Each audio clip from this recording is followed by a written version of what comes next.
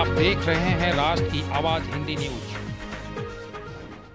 शनिवार 14 सितंबर को 6 पंचायत समिति अविश्वास प्रस्ताव पत्र देकर प्रखंड प्रमुख रंजू देवी को प्रमुख पद से हटाने को लेकर प्रखंड विकास पदाधिकारी को पत्र सौंपा गया था और लोगों में सुगबुगाहट शुरू हो गई कि प्रमुख पद के दावेदार कौन होंगे। लेकिन पुनः 24 सितंबर को तमाम पंचायत के पंचायत समिति जिनमें कुंदर की निभा कुमारी, कुंदर की उर्वशी देवी, इटौन की बेबी देवी, संग्रामपुर के निरंजन पासवान, भलुई के शिवनंदन बिंद, लाखों के बीरेंद्र महतो, लाखों के पप्पू राम, महेशलिटा की बुलबुल देवी, कुटुप्पार की बिंदी कुमारी, मलिया की यशोदा देवी, जानकीडीह की रंजू देवी, महेशलिटा के राजाराम यादव में वोटिंग कर निष्पक्ष रूप से दोबारा रंजू देवी को प्रखंड प्रमुख पद पर चुना। इस दौरान महेशलिटा के राजाराम यादव ने मोबाइल फोन से संपर्क कर समर्थन दिया। वहीं गोहरी पंचायत की पंचायत समिति पिंकी देवी, गोहरी के ही प्रियंका कुमारी समर्थन देने नहीं पहुंची। इस दौरान बताया गया कि गलत संदेश को लेकर कार्य में अनदेखी संग अपने कार्य का सही से निर्वहन नहीं किया जाने को लेकर हम 6 लोगों ने अविश्वास प्रस्ताव पत्र दिया था, लेकिन अब गलतफहमी मिट गया और हम लोगों ने दोबारा प्रखंड प्रमुख के तौर पर रंजू देवी को निर्विरोध चुन लिया।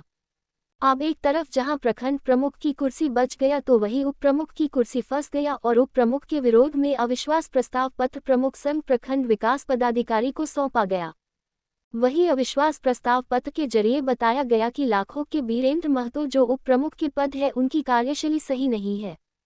वहीं पंचायत समिति संग्रामपुर निरंजन पासवान, कुंदर निभा कुमार, इटौन बेबी देवी, महेशलिटा बुलबुल कुमारी, खुटुप्पार बिंदी कुमारी, कुंदर उर्वशी देवी, मलिया यशोदा देवी, भलुई शिवनंदन बिंद प्रखंड ने बताया कि उप प्रमुख के पद पर निर्वाचित होने के पश्चात अपने कर्तव्यों के निर्वहन में उदासीन रहना, पंचायत समिति सदस्यों के साथ इनकी व्यवहार कुशल नहीं रहना, नियमानुसार पंचायत समिति की बैठक में कभी कभी उपस्थित होकर भी पंचायत समिति के सदस्य के साथ भेदभाव करना अर्थात गलत ढंग से अधिक भ्रमित करना, विभिन्न प्रादेशिक निर्वाचन क्षेत्रों के बीच विकास निधि का समानुपातिक वितरण नहीं करना है, ये इनकी सोच थी।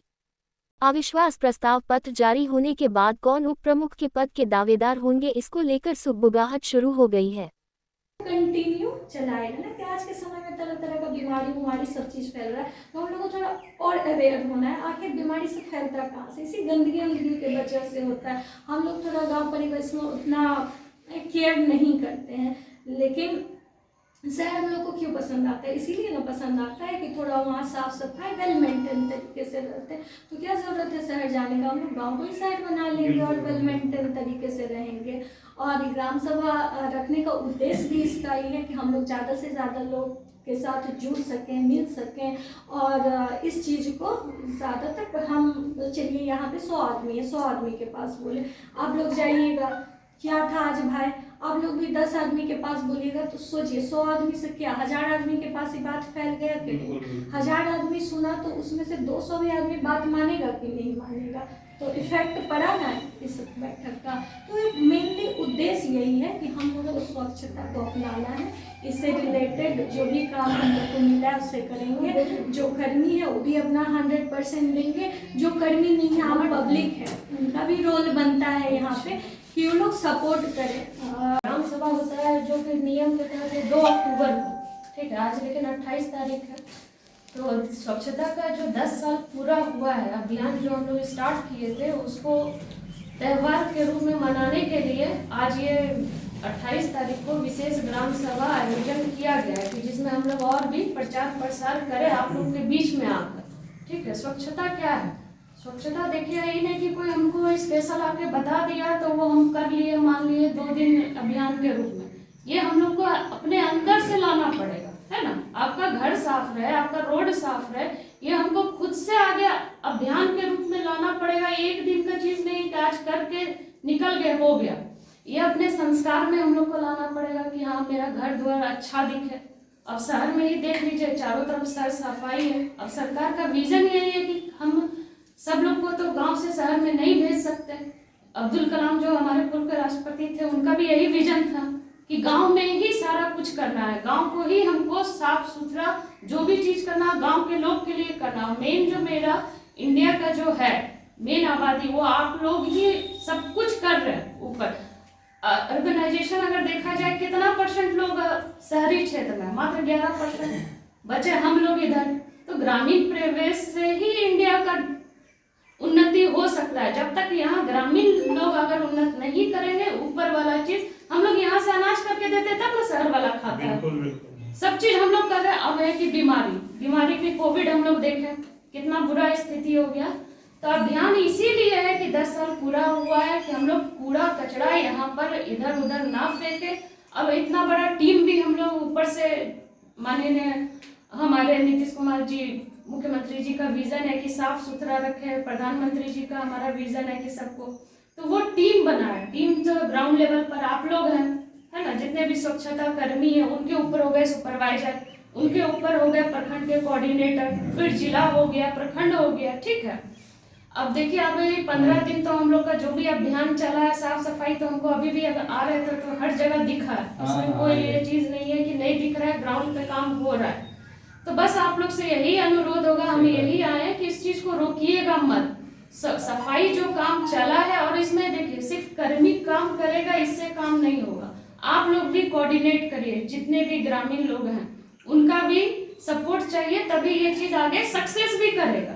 अब जा रहा है कूड़ा लेने के लिए, अब उसके साथ जैसे आता है कंप्लेन भी आता है, बदतमीजी हो गया, कहीं कुछ हो गया कि तुमको सरकार भेजा है यही काम करने, अरे वो भी आदमी आप लोग समझिए, है ना, आप लोग के बीच में आया आप ही लोग का गंदगी हटाने के लिए, उसका अपॉइंटमेंट इसीलिए हुआ है कि वो आप लोग का गंदगी हटाए। तो वो घर घर जा रहे हैं, WPU मेरा बना हुआ है, तो WPU में से ये कचरा उठा के ले जाके वहां डालेंगे, वहां पर फिर एक हमारा कर्मी जो मेन उद्देश्य है वो सेग्रीगेट करेगा, अलग अलग करेगा कूड़ा को, उसमें से जो प्लास्टिक निकला, अब देखिए सरकार का कितना विजन है, अच्छा चीज है, आप समझिए कि प्लास्टिक देखिए अब ग्रामीण में हम लोग को प्लास्टिक तो कम मिलेगा, जो भी अगर गोबर मिल गया चाहे जो भी मिला, छोटा थोड़ा बहुत भी मिला, उस कचरा को हम ले जाके WPU में किए, अलग अलग किए, जो प्लास्टिक है, शीशा है, बोतल, उसमें सबका खटाल खटाल बनाया हुआ है, सब कचरा को अलग अलग किया गया। अब वहां से अब जो कचरा अलग हुआ, जो बेचने लायक है वो कबाड़ी वाले को मुखिया जी के तहत, जो वहां से पैसा आएगा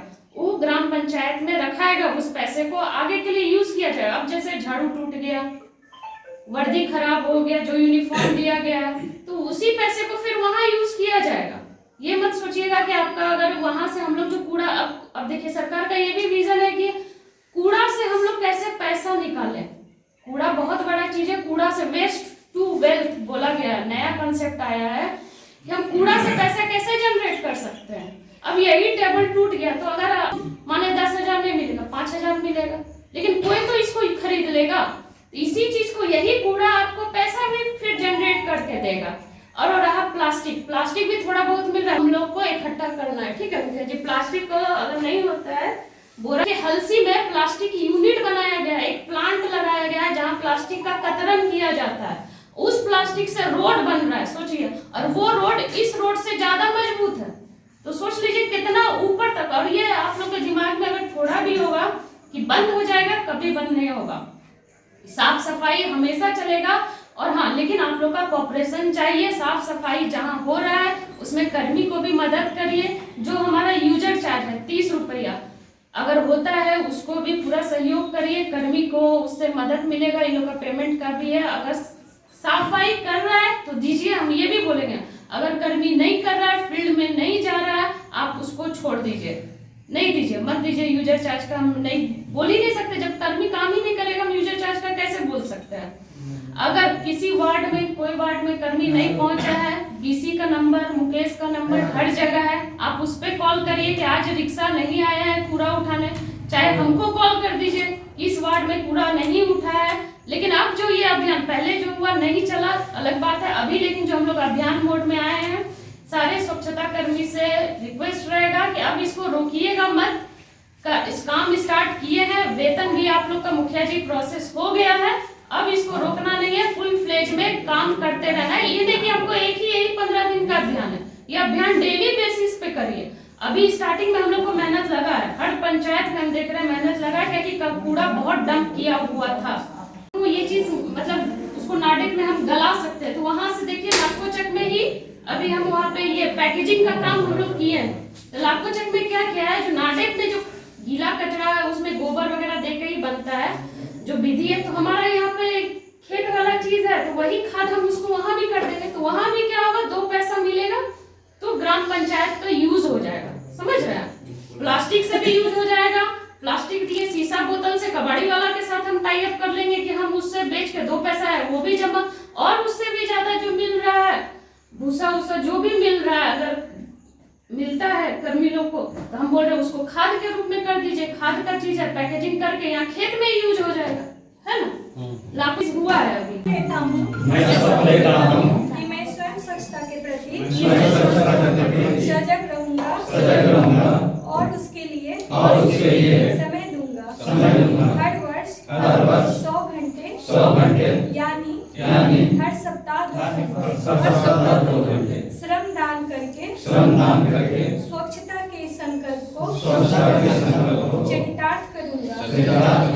मैं न गंदगी करूंगा, न किसी को करने दूंगा। सबसे पहले मैं स्वयं से, मेरे परिवार से, मेरे मोहल्ले से, मेरे गांव से, मेरे कार्यस्थल से शुरुआत करूंगा।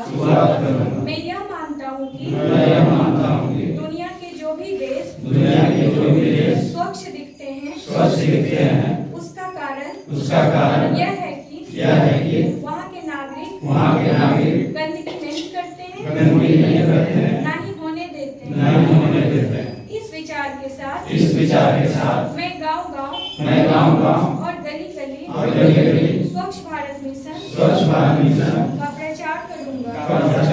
मुझे मालूम है कि स्वच्छता की तरफ बढ़ाया गया मेरा कदम पूरे भारत देश को स्वच्छ बनाने में मदद करेगा। जय हिंद जय भारत।